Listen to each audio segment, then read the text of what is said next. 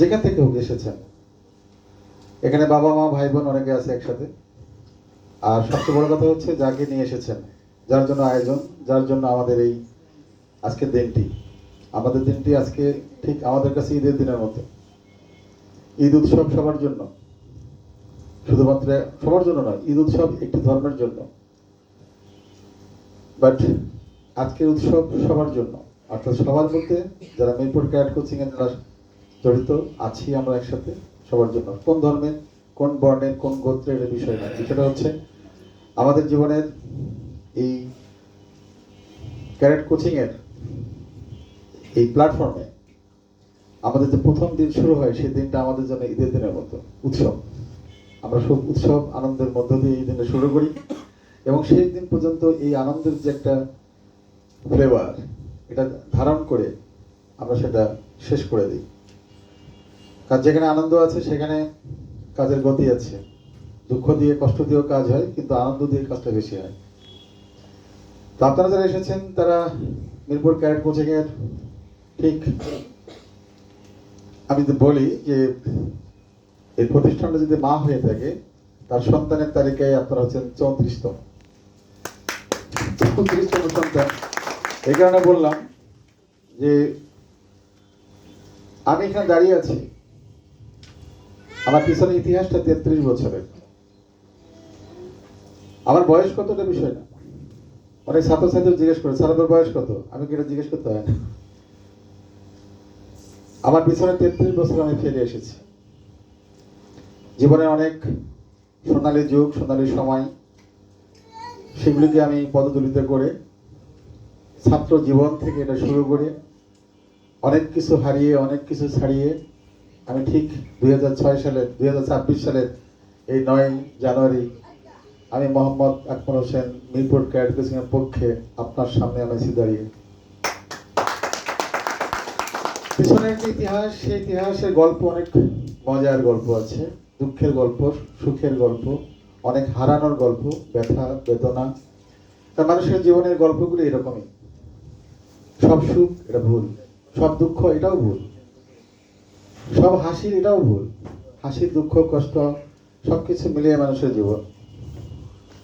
তো ঠিক 33টা বছর সৃষ্টিকর্তার অপার মহিমায়, আপনাদের অগাধ ভালোবাসা, আমার আপনজন, প্রিয়জন, স্বজন, শুভাকাঙ্ক্ষী, তাদের সহযোগিতায়, বিশেষ করে ছাত্রছাত্রী এবং অভিভাবক অভিভাবিকাদের আন্তরিক উপস্থিতির কারণে এই প্রতিষ্ঠানটি ঠিক আজকে 33 বছর পেরিয়ে দাঁড়ালো আজকে 34 বছরে। এই 33টা বছরের কতটুকু অভিজ্ঞতা আমি অর্জন করতে পেরেছি। আমি নিজেকে সবসময় ক্ষুদ্র মানুষ মনে করি, আমি নিজেকে সবসময় ছোট মানুষ মনে করি। এই ক্ষুদ্র এবং ছোট মানুষ হিসেবে যতটুকু অভিজ্ঞতা আমি নিয়েছি, ততটুকু অভিজ্ঞতা দিয়েই আমি এটা সাজানোর চেষ্টা করি। যে বছর চলে যায় সেখান থেকে কিছু নেই, যে বছর আসে সেটাকে সাজানোর জন্য। 2025 চলে গিয়েছে। 2025-এ যে সকল ছাত্র এবং ছাত্রী মিরপুর ক্যাডেট কোচিং এর সেবা নেওয়ার সুযোগ পেয়েছে, অথবা আমরা সেবা দেওয়ার সুযোগ পেয়েছি,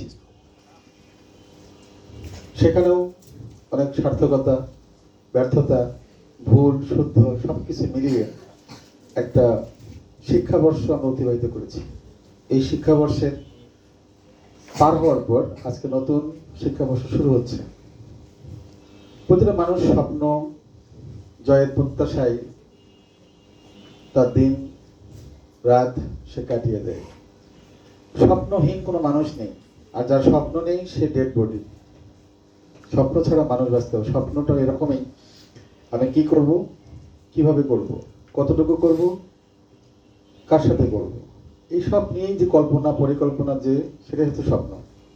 এই স্বপ্নটা যার নেই সে হয় বোকা অথবা সে ডেড। তো আপনার স্বপ্নটা ছিল এরকম যে আপনার ছেলে মেয়ে, আপনি যখন নিজেকে সাজিয়েছেন, দ্যাট মিনস আপনি যখন নিজেকে গড়েছেন, আপনি যখন বা আপনারা যখন নিজেকে তৈরি করেছেন এস্টাবলিশড হওয়ার জন্য, আপনি যখন নিজেকে বিখ্যাত অথবা খ্যাতিমান একজন মানুষ হিসেবে, সুপরিচিত মানুষ হিসেবে নিজেকে গড়েছেন, তখন স্বপ্ন ছিল আপনাকে নিয়ে। যে আমি সমাজে পরিবারে মাথা উঁচু করবো, আমি দেশের কিছু একটা করবো, আমি এই পাশে যে এই জায়গায় পৌঁছে যাব। আমি তখন বলেছেন আমি, কারণ আমিও বলেছিলাম, কারণ ঠিক এই মুহূর্তে আপনার মতো আমিও, তার কারণ আমিও একজন পিতা, আমারও ছেলে মেয়ে আছে। তো সেদিনের গল্পটা আজকের গল্পটা মিলবে না।